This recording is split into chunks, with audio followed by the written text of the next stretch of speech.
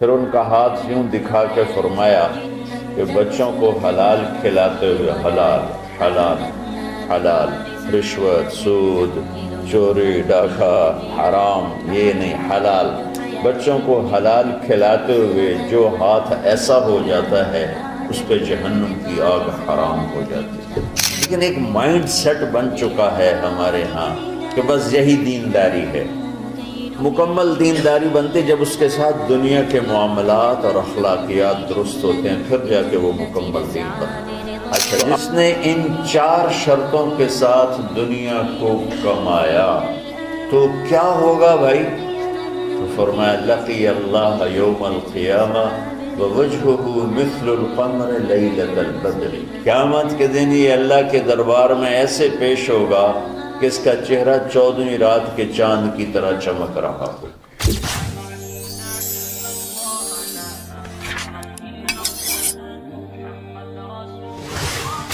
من طلب الدنیا حلالا، جس نے دنیا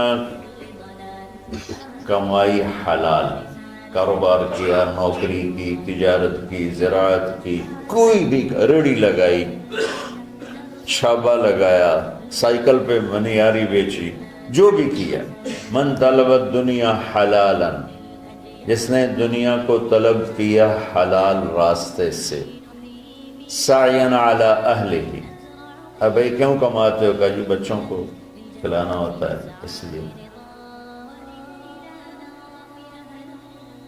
تعطفا علی جارہ، کیوں کماتے ہو؟ کہا جی کچھ اللہ کے غریب بندے ہوتے ہیں ان پر خرچ کرتا ہوں۔ استعفافا عن المسئلہ، کیوں کماتے ہو؟ کہا جی کسی سے سوال نہ کرنا پڑے۔ تو 4 باتیں میرے نبی فرما رہے ہیں، رزق حلال کمایا، بچوں پر خرچ کرنے کے لیے کمایا، غریبوں پر خرچ کرنے کے لیے کمایا، اور سوال سے بچنے کے لیے کمایا۔ اس میں کوئی نماز، روزہ، حج، زکوٰۃ، تہجد، تبلیغ، جہاد کا کوئی ذکر ہے نہیں۔ اچھا، جس نے ان 4 شرطوں کے ساتھ دنیا کو کمایا تو کیا ہوگا بھائی؟ تو فرمایا لقی اللہ یوم القیامہ ووجہہ مثل القمر لیلۃ البدر، قیامت کے دن یہ اللہ کے دربار میں ایسے پیش ہوگا کہ اس کا چہرہ 14ویں رات کے چاند کی طرح چمک رہا ہو۔ اللہ نے ہمیں ایسا دین عطا فرمایا۔ حضرت سعد بن معاذ رضی اللہ تعالیٰ عنہ آپ کی محفل میں بیٹھے ہوئے تھے تو وہ دہاڑی کرتے تھے، مزدوری کرتے تھے اپنے باغ میں خود ہی۔ تو آپ کے ان کے ہاتھوں پہ نظر پڑی تو ہاتھوں میں مزدوروں کے نا ہاتھ سخت ہو جاتے ہیں، بہت ہارڈ ہو جاتے ہیں، وہ کسی چلا چلا کے ہاتھوں سے کام کرتے۔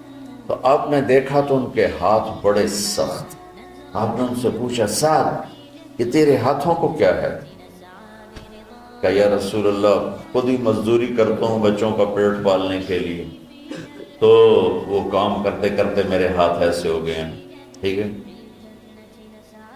تہجد پڑھتے پڑھتے میرے ہاتھ ایسے ہو گئے ہیں، ذکر کرتے کرتے، روزے رکھتے رکھتے، حج کرتے کرتے، عمرے کرتے کرتے، یہ بہت بڑے اعمال ہیں، میں ان کی کوئی تضحیق نہیں کر رہا ہوں، نفی نہیں کر رہا ہوں، دین کے کسی عمل کو چھوٹا نہیں سمجھنا چاہیے، لیکن ایک مائنڈ سیٹ بن چکا ہے ہمارے ہاں کہ بس یہی دینداری ہے۔ یہ کوئی عمرے کر رہا ہے، کوئی حج کر رہا ہے، کوئی دیگیں چڑھا رہا ہے، تو اس کو دینداری ہے بھی صحیح، اس میں کوئی شک نہیں، ہے بھی صحیح، لیکن ادھوری دینداری ہے۔ مکمل دینداری بنتی جب اس کے ساتھ دنیا کے معاملات اور اخلاقیات درست ہوتے ہیں، پھر جا کے وہ مکمل دین بنتا ہے۔ تو آپ نے دیکھو میری طرف، آپ نے سعد کا ہاتھ یہاں سے پکڑا اور سب کو دکھا کے اس کو بوسہ لیا،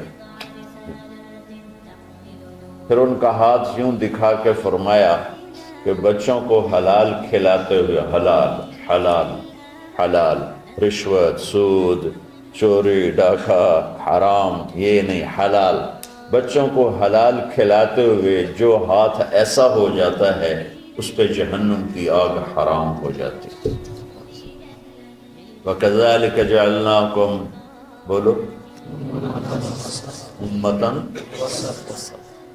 ہم نے تمہیں معتدل، اعتدال والی دنیا امت بنایا ہے، نہ دنیا میں ایسے لگو کہ دین برباد ہو جائے، نہ دین میں ایسے لگو کہ دنیا معطل ہو جائے۔ اس لیے میں نے ایک حدیث پڑھی تھی، آپ نے فرمایا کہ دین میں غلو سے بچنا۔ غلو مطلب کہ اس طرح لگنا کہ بچوں کا پتہ نہیں، بیوی کا پتہ نہیں، گھر کا پتہ نہیں، کام کا پتہ نہیں۔ یہ عیسائیت میں تو بزرگی ہے، ہمارے دین میں بزرگی نہیں ہے۔ یہ انتہا پسندی ہے۔